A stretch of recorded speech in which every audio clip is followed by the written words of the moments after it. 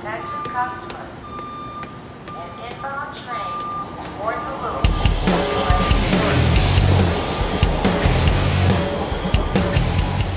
shortly. Grad school starts in 2 weeks, guys. In 2 weeks, I'm going to be a graduate student, and I feel like now would be the best time to share this little secret with you.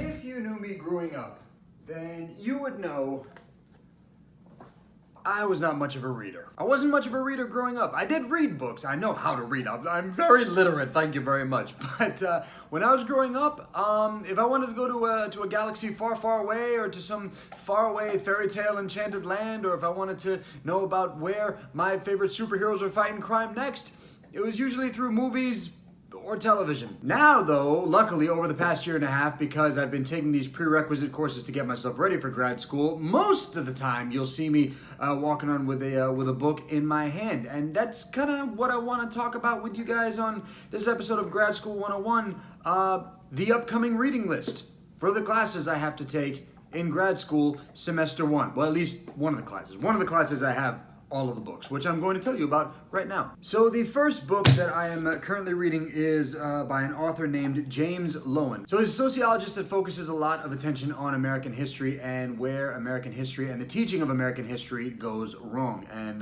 one of the two books that we're reading in class this year is one right here. It's called Teaching What Really Happened: How to Avoid the Tyranny of Textbooks and Get Students Excited About Doing History. And the reason we're reading this particular book is because of the type of degree that I'm going after. If you guys don't recall, I'm going to the University of Illinois in Chicago for what's called an MAT, or Masters in the Art of Teaching. Basically, it's a half education, half history degree, because this degree is being presented or being taught out, whatever you want to call it, through the history department. So not only will I be learning history, not only will I be doing history, but I'll also be learning how to teach history to students when I have my own classroom once the program comes to a close and I get my own degree. So that's why Loewen's book Teaching What Really Happened is becoming more and more of an essential read. I'm almost done with it, but if you can see the bookmark, I'm almost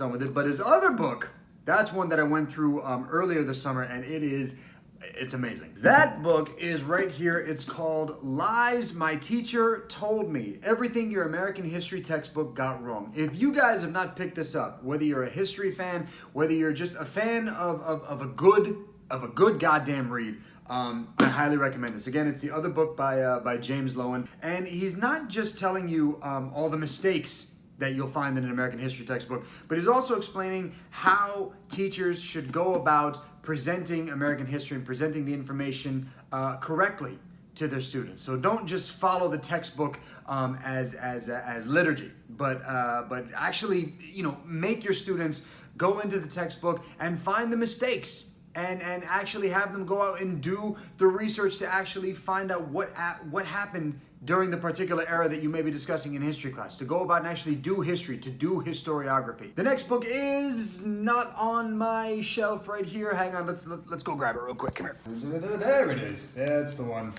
That's what we're looking for. Historical Thinking and Other Unnatural Acts by Sam Weinberg. If you guys checked out the last episode of US 101, I had a special guest on the show, my professor and my advisor for grad school, Dr. Robert Johnston, and the book that we discussed in that episode was Historical Thinking. And what I was talking to him about was how teachers can teach history in 2018, and a lot of it has to do with some of the concepts that are presented in this book, like the idea of presentism, or looking at history through the lens of present day and not looking at history within a bigger context. Like Loewen, Weinberg also considers the textbook to be not the best teaching tool. He thinks that it's actually limiting to a teacher's creativity. And then in the book, he also promotes the idea of the different types of teachers that can engage in different types of class discussions, how teachers can actually pump the brakes and actually sit back a little bit so that they can let their students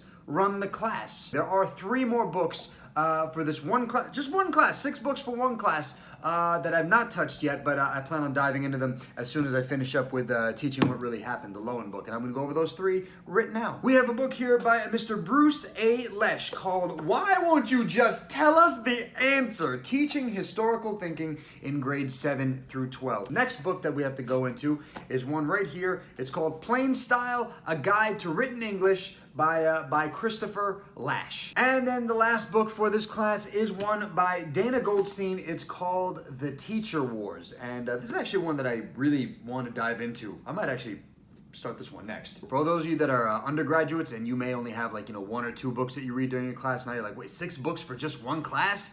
And you're taking 4 classes, which, by the way, yes, I am taking 4 classes. Another class of mine has, I think, 4 or 5 or 6 books, and then I have 2 more classes that I haven't received the syllabus yet, so I don't know how much I'm going to be reading in those. So if you guys are willing and you want to follow along with me in grad school, you might want to start with these 6 right here. And that is it.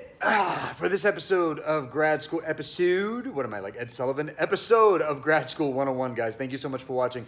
Again, my grad school program starts in 2 weeks, and I have a feeling that you're going to be seeing way more Grad School 101 episodes in the many, many weeks to come, many months to come, and over the course of 2 years. So you can just, get a more on-the-ground understanding of what grad school is actually like. For this particular program, I'm not saying that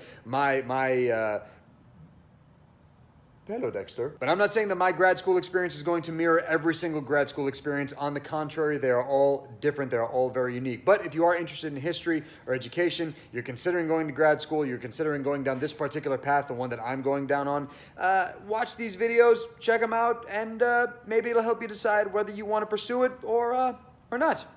Anyway, on that note, I think I'm all done because I have to go do some reading now. So I'll see you guys next week.